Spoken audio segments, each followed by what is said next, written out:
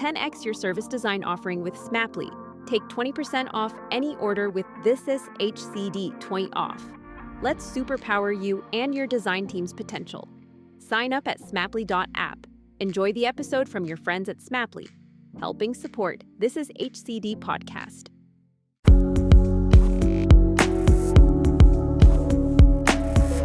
Hello and welcome to Bringing Design Closer. My name is Gerry Scullion and I'm a service design practitioner and trainer based in Dublin City, Ireland. Today in the show we've got Melanie Rayment, who's a social designer and strategist, originally hailing from Sydney, Australia and now living in London. She is currently the head of service design at Barnardos UK, one of the UK's largest and oldest children's charities, which employs 8,000 staff, 22,000 volunteers and provides over 1,000 social care services to our most vulnerable children. With a mission to redesign and deliver the next generation of children's social care, Melanie and her team are doing incredible work.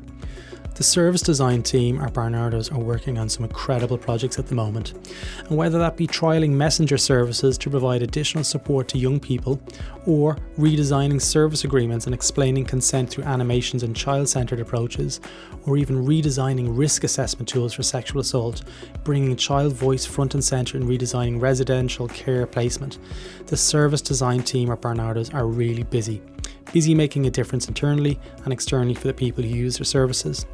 Now in this conversation we chat a lot about the interesting aspects about how they're using service design and Barnardos to get these outcomes. Working inwards and outwards, it's a fantastic conversation and I hope you enjoy it. Melanie Rayment, a very warm welcome to Bringing Design Closer. Thank you. How are you? Oh, I'm fine. I'm good. And how are you? I am very good. I'm sat in Bath University right now. You could be in worse places. Bath is beautiful. I've been there before and I loved it. It was a stunning place to visit. But Melanie, you know, we've been trying to connect for quite a while. We were like ships in the night in Sydney and we worked with lots of people that we know. And I'm honestly delighted to have you on the show. I've been a long time admirer of your work, especially in the last couple of years where we connected over the work that you're doing at Barnardos. So let's start off. Tell me a little bit about yourself. How would you describe what you do to your mother? Oh, good question. I use the way designers think and the process that we employ to help other people unlock the knowledge that they have and find new approaches that can create better services, better outcomes for people, better ways of doing things. So you're currently the head of service design at Barnardos. So for people who aren't from the UK, maybe tell us what Barnardos do. Yeah, so Barnardos is a charity, one of the largest children's charities across the UK. And we provide children's social care services, which is approximately about 1,000 at the moment to vulnerable children. And it's a large heritage organisation that's been around for about 150 years. Wow. Yeah, absolutely. So talk to us, you know, it's been around for 150 years. How have they used design in the past and how are they using it now?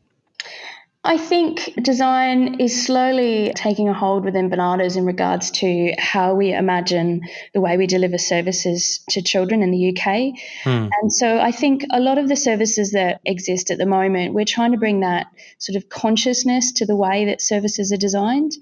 And the team has been around, I think, probably now about 3 or so years. And it's been on a journey itself in regards to, you know, where do we find the right sort of intervention points to enhance the way that the organisation is responding to those social needs and prove that within the organisation. And of course, you know, allow ourselves to understand the people that we're working with. You know, we've got such a wealth of knowledge within Barnardos and the people that are on the front line who have been dedicated their lives to these issues. And so how can we use design in a way that is respectful to that and bring different pieces of knowledge and evidence together and find a new way forward? Because we are faced with constantly diminishing budgets around social care. And so we have to find new ways to deliver those outcomes for children. And I think design has that role to play within the organisation. Yeah. So it's producing more with less, effectively, is what I'm hearing. Yeah, And absolutely. that brings its own, type of problems and unique set of problems as well when you have those kind of restrictions placed on you. So how do you work around an organisation that's as old as Barnardos to ensure that what gets delivered is the right thing? Yeah, I think it's at that sort of go slow to go fast. There are different sort of approaches that we're taking, but I think it is always about starting with the children and their children's needs and Hmm. sitting with them and understanding their lives, and certainly the families and carers and community around them, and working from that. And I think that's something that ultimately we hold up as paramount within the organisation and bring those people within to our organisation so that they can affect the decisions made within the organisation. Yeah.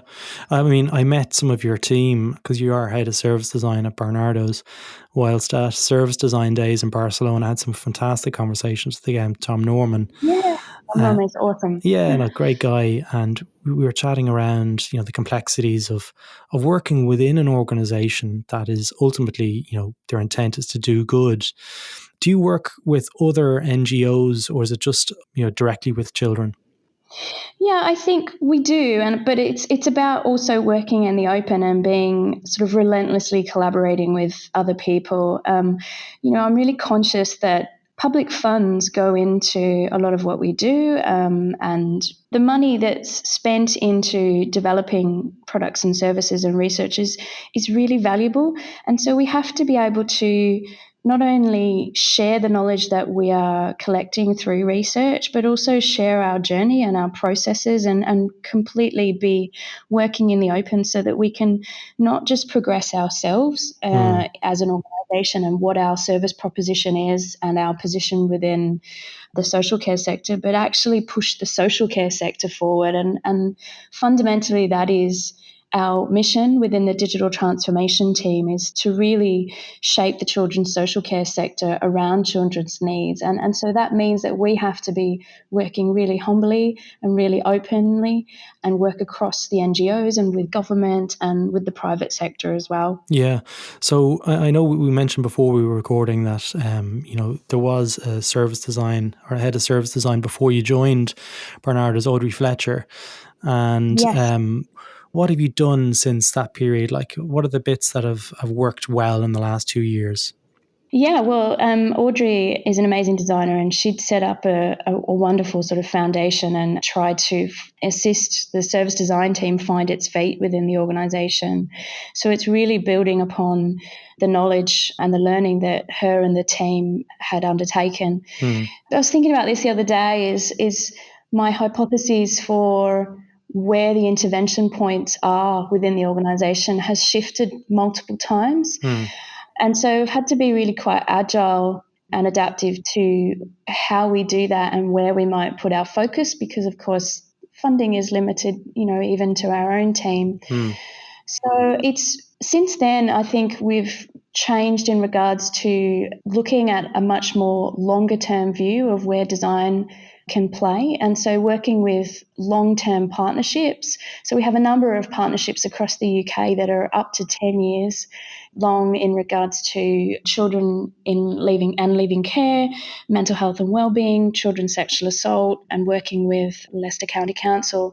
And so that really progresses our viewpoint in taking a portfolio approach to how we're going to create social change. And so that means using design at different levels. Yeah. So rather than coming in and creating a single service to fill an unmet need, it's about having a really holistic view of the social care system or the local system that is at play, the context, the structures in terms of the organisational structures of how we're responding to that. So it's really that sort of policy to touch point view of where design can have a role, and shaping the view of service design as sort of design as change making, Mm-hmm. rather than just being about particular services or products, which is fundamentally important, but it's about having multiple ways to create that change. Yeah. So, in my experience of working within the child sexual abuse space within Australia, one of the big problems that I faced when I was designing in that space was the lack of access to change the policy and to help move the system forward, because they didn't have access to it. So what kind of access has Barnardos got in your own experience on being able to shape policy to improve better outcomes? I think we actually have a really good position to do that, and we do have a dedicated policy team. But of course, the different sort of specialisms around the organisation, these people are experts in that, and so it's about bringing all of that knowledge together. And I think much of it is around the organisational response to that and joining that up. We're a really big decentralised organisation. For those that don't know, we have about 8,000 staff, and we have about 22,000 volunteers, and we have retail shops all across the country. Yeah. And so it's, as an organisation, I think one of the challenges is to bring all of those sort of narratives together and the learning together across the organisation, so that we can bring that all together and position ourselves in terms of what policy changes we want to see. And so, filter that information up from the feedback and the learning that we're hearing from children and their families and carers, right up into the policy positions that we have, and having that golden thread between that and being able to bring that learning all together. Yeah. So could you give us an example of what a typical project, and I hate asking that question because there's no such thing as a typical project, but for people listening out there at the moment and they're like, okay, that would be really cool. Maybe I'd like to work in this space. And I totally, I encourage people to start looking at social design as a real potential area to get so much great experience. But what does it look like for, say, a service designer entering into this space? I don't know if I have an example of a typical project. So it is very much centered between sort of two poles, like I was saying before, is that really big sort of sense making of what's going on in terms of a system. So we have a designer, Amy Ricketts, working in Plymouth with a number of our other team members across Barnardos in regards to children leaving care. And so we have this unique opportunity there to, across sort of 7 to 10 years, to really get down and understand what's going on, right from a policy level right down to an individual sort of touch point level around, how do we enhance lives of children leaving care and into sort of employment and positive destinations for their life. So that project itself has been multifaceted. So it's about that sort of big holistic understanding of all of the puzzle pieces at play and how do they interact in terms of policies and organizations working there. What are the interchanges of value and relationships and funding structures and all those things that all sort of messily combine to create a particular context. And then it's also about really honing in regards to particular problems.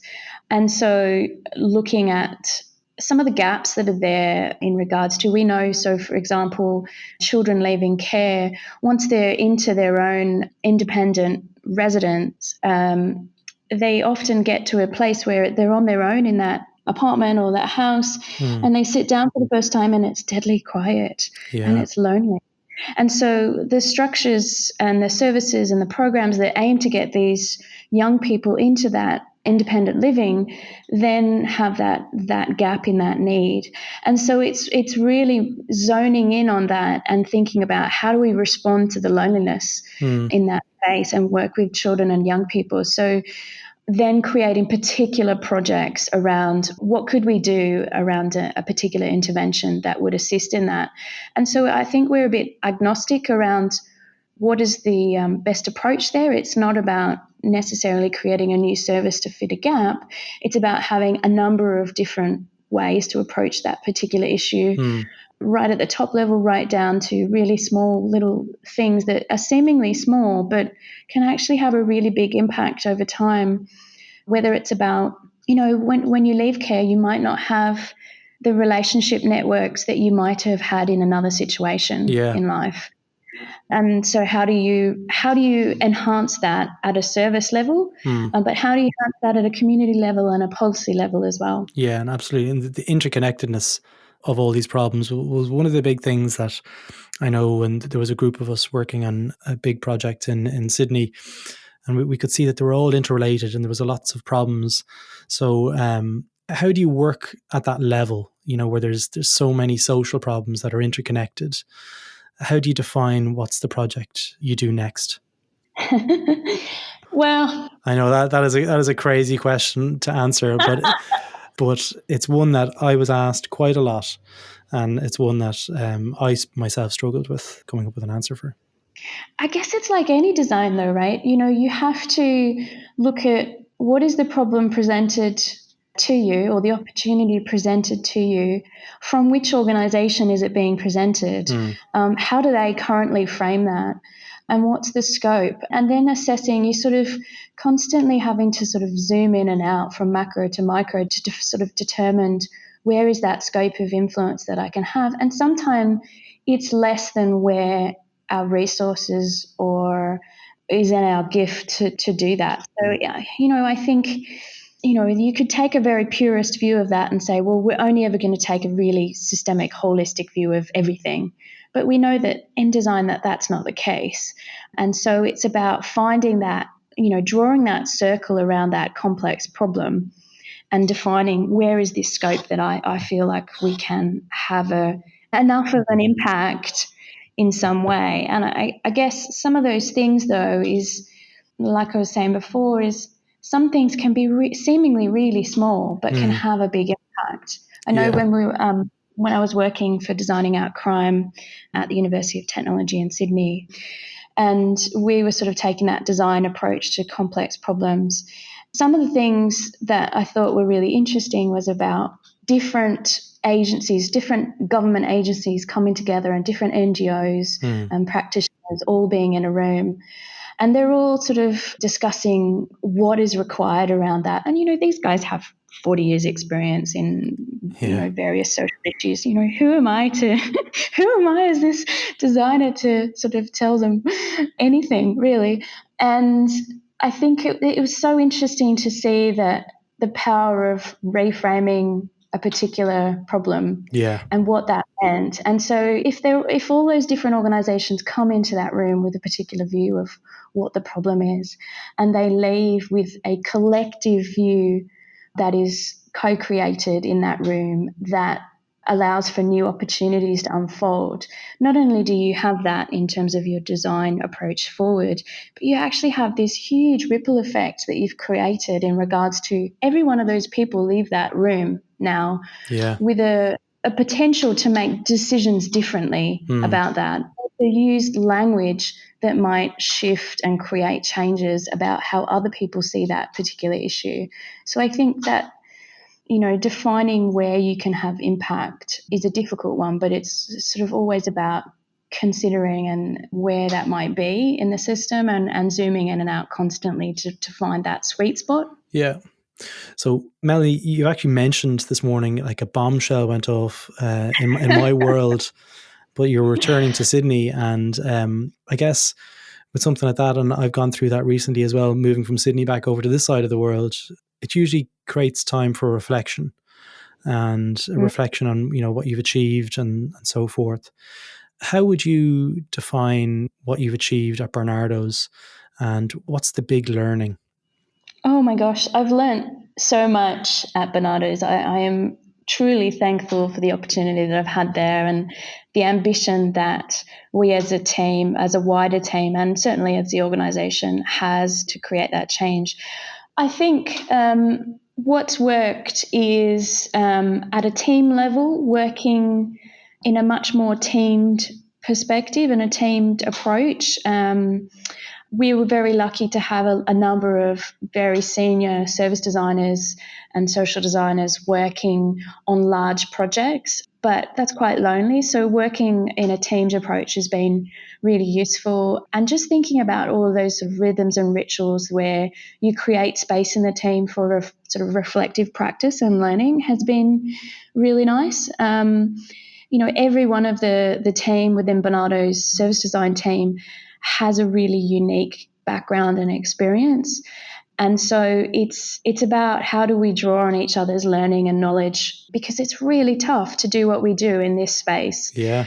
And so you have to really create a resilient team culture and supportive culture and create that space for all of us to learn together. What have I learned in regards to sort of at a more broader level, at an organizational level? I think there is a continued opportunity for us to use the digital cultural aspects and design to shape the way that the organization responds to these issues. Mm-hmm. And that can sound like at a really big sort of strategic level, let's use systems thinking to do X. But at a really fundamental level, it can be just the way that people collaborate and the way people interact, and certainly even the way people consider problems and bring knowledge together. So, rather than having particular sort of very tick box meetings and task finish groups, actually, how do you create a space to have really open and safe generative conversations about these things and bring all of that knowledge together? And then when you leave the room, have something that's tangible to act upon as well. So I think that continues to be a space where I think we have an opportunity to influence within an organization and challenge some of the processes and procedures and sort of behaviors to affect change. And at a more broader systems level, I think it takes a huge amount of emotional effort and passion to challenge the current status quo in regards to how we do things. Yeah. And that requires a lot of different people. And, we alone can't do it. Fundamentally, we alone can't do it. And so I think we have to be finding ways to collaborate with people, finding ways to create a shared knowledge and shared skills and practices that are sort of externalized so that we can address those things and call out some of the processes and structures and behaviours that aren't creating the results and the sort of things we need for children in the UK. Yeah, absolutely. Just going back to the rituals that you mentioned earlier. Working in this space, you could be researching, as you said, like child sexual abuse or, neglect or anything to do with the children. How do you ensure the mental health issues for the researchers within the team? What kind of rituals do you do to ensure that they're being kept okay and safe? Yeah, look, this is something that you and I have had other offline conversations about. I think it's something that's really front of mind and something that we fully haven't cracked it as yet, to be honest. But I think it's firstly about how you create a team culture where it's okay to talk about how you're feeling. Yeah. And I think I've been in different organisations that's fundamentally not the case. And so it's a unique, and the broader digital team, it's a really unique culture and one that I've not seen before in regards to how supportive and open and inclusive as a wider team we are.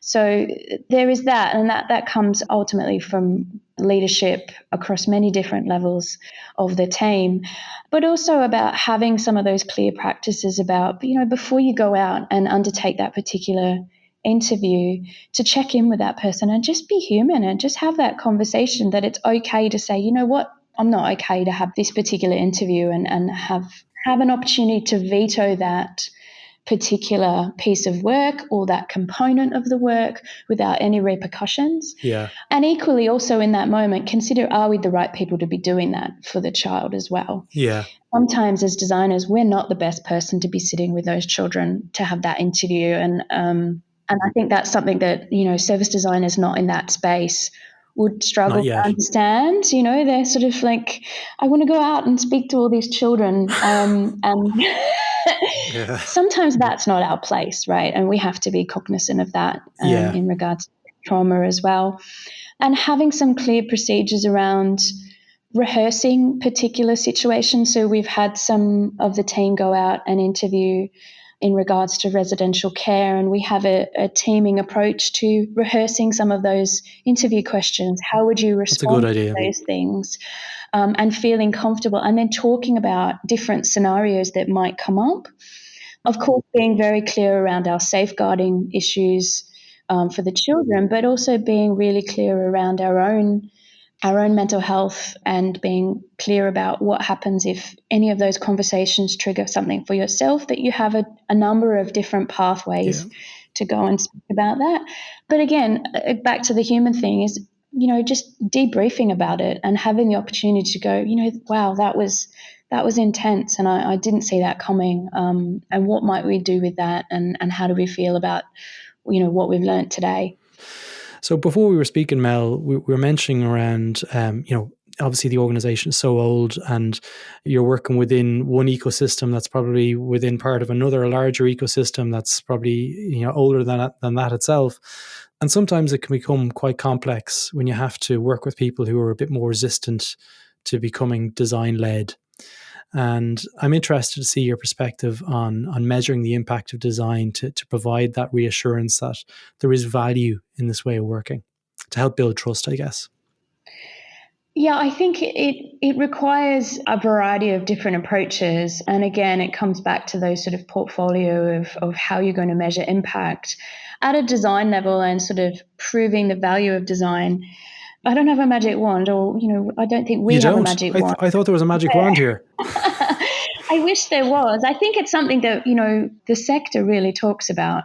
Yeah. But I think there is a number of ways that you can do that. And certainly within our space, because we act as a lighthouse really for sort of consciously designed and evidence-informed services, rather than redesigning our 1,000 existing services, we have the opportunity to sort of hold those particular services up and capture, typical service metrics that might demonstrate the value that particular process has yielded, and of course the outcomes that might create for children, which is fundamentally why we all get up in the morning. But at a more broader level, what we're trying to do is to capture stories across different projects in a way that legitimizes some of those reflections and those observations that we're having. So I'll give you an example.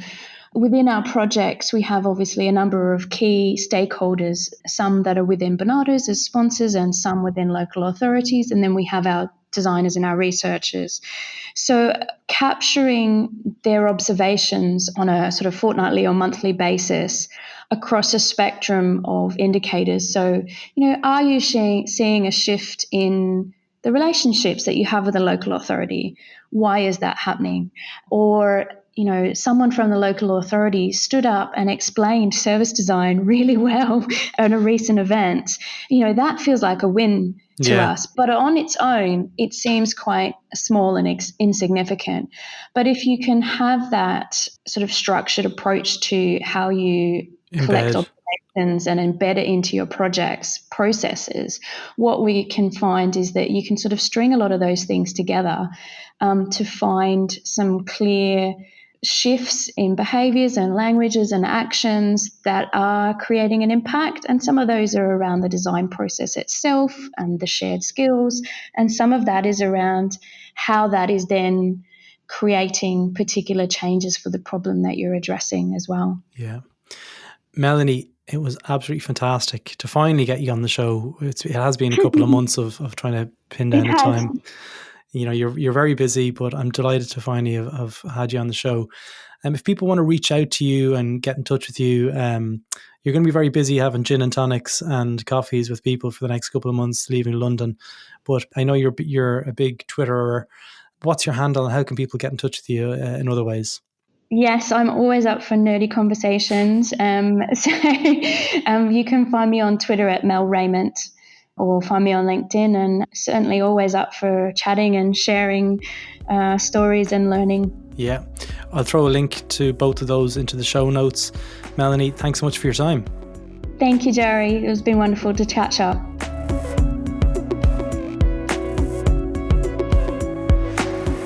So there you have it. Thanks for listening to Bringing Design Closer. If you want to learn more about the other shows on the This Is HCD network, feel free to visit thisishcd.com, where you can also sign up to our newsletter or join our Slack channel where you can connect with other human-centered design practitioners around the world. Thanks for listening and see you next time.